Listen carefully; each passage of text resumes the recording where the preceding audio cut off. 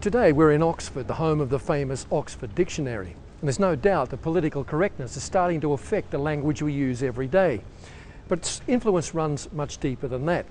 It's starting to impact almost every area of public behaviour.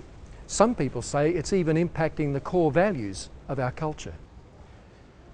Today, political correctness has become a kind of umbrella term that covers everything from banning Punch and Judy shows for fear that they might encourage domestic violence, to outlawing Christmas decorations in city streets so as not to offend people of other faiths.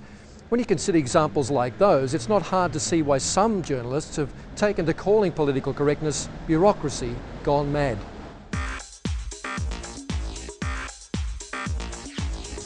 If you wanted to see political correctness in its most positive light, you might say it's an attempt to deal with the complexities of life in a pluralistic society. It tries to minimise the possibility of misunderstanding between groups of people who have to live close together, but who have very different views and lifestyles. The problem is that political correctness often sees an offence where no offence was intended or even taken. Political correctness may also be an attempt to deal with the fallout from moral relativism.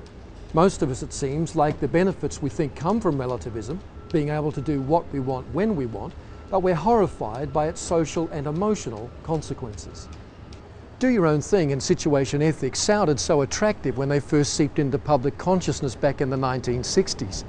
But relativism has left us with unprecedented levels of divorce and crime, while many of our young people try to find joy in a bottle, or to join up with gangs to find a family.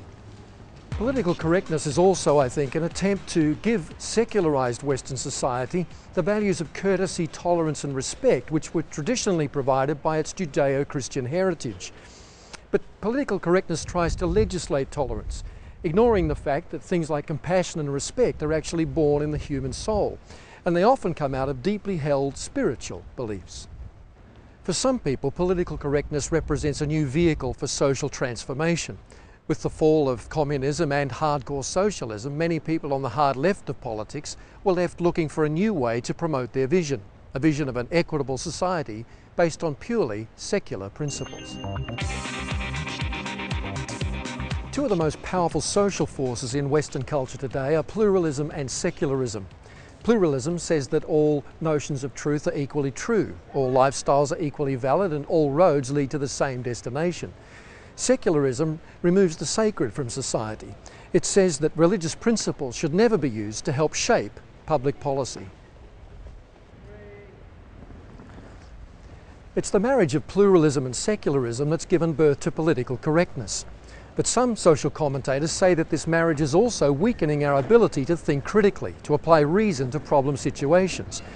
Critical thinking involves being able to see the principles behind an argument and to decipher whether they're consistent or not.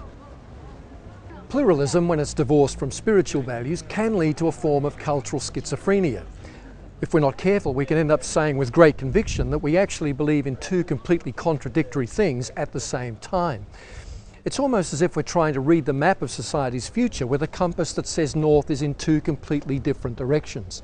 And that can tear a society apart. I think we saw the weakness of unbridled pluralism in 9/11 and the 7/7 bombings in London. After events like these, people become aware again that good and evil are not just vague, abstract ideas, that some things are right just because they're right, that some of life's biggest choices are not both and choices, they're either or choices. These days we face the dual threats of moral relativism on one side and radical Islamist fanaticism on the other. We just can't afford to let go of the moral and spiritual values that have made our culture strong. We're foolish to throw these things away on the flimsy pretext that we might, just might, offend someone who thinks differently.